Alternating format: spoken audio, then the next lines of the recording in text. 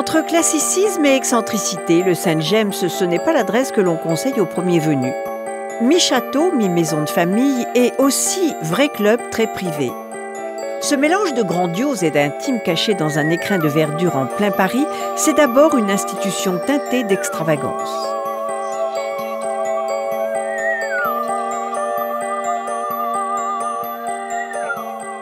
Tout à fait la volonté de se retrouver dans un lieu atypique et personnalisé, comme une grande maison bourgeoise fin 19e, avec l'organisation d'une maison. Dans une maison, il y a un jardin, il y a une entrée, une salle à manger, des salons pour recevoir ses amis, une terrasse pour l'été et des chambres d'amis. Racheté en 2008 par la famille Bertrand, l'établissement a entièrement été rénové puis décoré par Bambi Sloane. Nous avons après comme autre service le spa avec la marque Gemologie, qui est le seul spa Gemologie en France, et 48 chambres et suites, toutes différentes les unes des autres. Tout ça abritant en son sein le Club Saint-James. Le Club Saint-James qui est un club très privé, très restreint, environ 800 membres individuels, qui sont des habitants de l'Ouest parisien qui viennent ici pour l'exclusivité du lieu.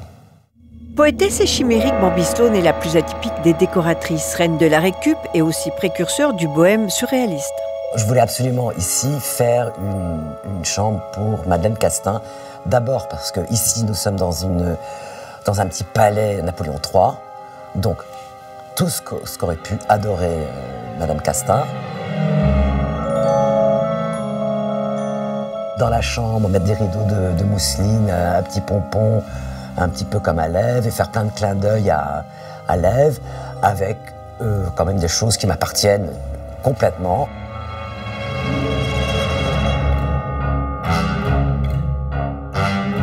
J'ai chiné au puce des trucs un peu improbables que j'ai bricolés pour en faire des lampes.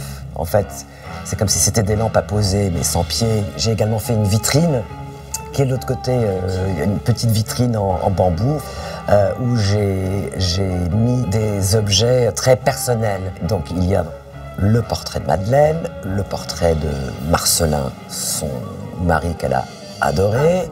Il y a Jean Cocteau, enfin il y a tous les copains. Mais là-dedans, j'ai mis également des éventails Napoléon III, un caniche turquoise, parce que je l'ai trouvé et qui m'a fait rire, que c'était parfait, la couleur était parfaite. Je pense que ça aurait pu la faire marrer.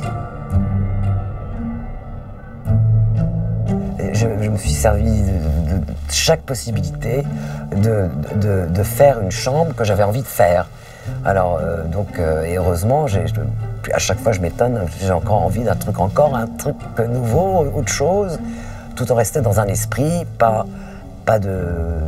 Je m'interdis tout contemporain, tout design. Ce mélange des genres assumés, c'est le style Crazy Chic, la signature Bambi Sloane. Nous jouons une carte beaucoup plus personnelle, beaucoup plus féminine, certainement beaucoup plus chaleureuse. Une interprétation rock'n'roll qui n'ôte rien à la splendeur de la demeure et va même comme un gant à ce lieu chargé d'histoire. C'est une bibliothèque qui avait été créée en 1892 lors de la construction de la maison par la veuve du président Thiers. Ce lieu abritait une quinzaine d'étudiants très méritants qui venaient finir leurs études à Paris. Aujourd'hui, la bibliothèque Thiers existe toujours, la fondation est toujours en activité dans le 9e arrondissement à Paris. Nous en avons gardé l'extraordinaire bâtiment et ce lieu, cette pièce emblématique. Le hall de l'établissement constitue à lui seul un choc visuel doublé d'un accident luminaire hors du commun. Quand j'ai vu ce plafond colossal, parce qu'on a ce volume inimaginable, j'ai eu envie de faire un énorme lustre central, chaotique, un chaos de lumière, un chaos de lustre, un chaos de cristal. Pas vraiment de lustre pareil. Ce chaos de lustre est entièrement inspiré de la façon dont je range mes lustres quand je les chine.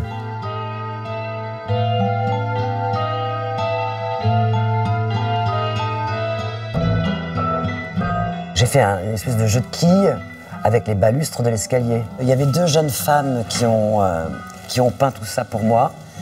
Je leur ai demandé expressément d'être dos à dos, qu'elles ne regardent surtout pas ce que faisait la copine en face. Et je leur ai dit, vous faites ça comme si vous étiez ivre morte, comme si vous aviez bu 3 bouteilles de champagne. Parce que je ne veux qu'il n'y ait pas une quille qui soit la même que l'autre. Et vous le faites presque sans réfléchir. Mais je veux plus de noir en bas, vous continuez avec du noir, et peu à peu vous allégez, parce que je voudrais qu'en montant, le noir peu à peu disparaisse pour devenir blanc tout en haut. Shaki, pour moi, est une petite œuvre d'art un peu pop art, mais dans son ensemble, on le remarque même pas. Enfin, certains le remarquent pas, c'est pas très grave. Depuis sa renaissance, l'unique château-hôtel de Paris a écrit à lui seul une page entière de l'art de vivre façon capitale. L'excellence, je dirais que c'est l'humanité du service et la personnalisation du service. On a ici une équipe de entre 70 et 80 personnes, dont certains membres, non des moindres, comme le chef concierge par exemple, le chef de cuisine, sont là, certains, depuis plus de 20 ans. Les clients, les membres du club qui viennent ici sont forcément reconnus d'emblée. Aujourd'hui, le vrai luxe, c'est ça, c'est la part d'humanité dans le service. Enfin, un service à visage humain. Cette humanité a aussi un prix, celui de l'exception.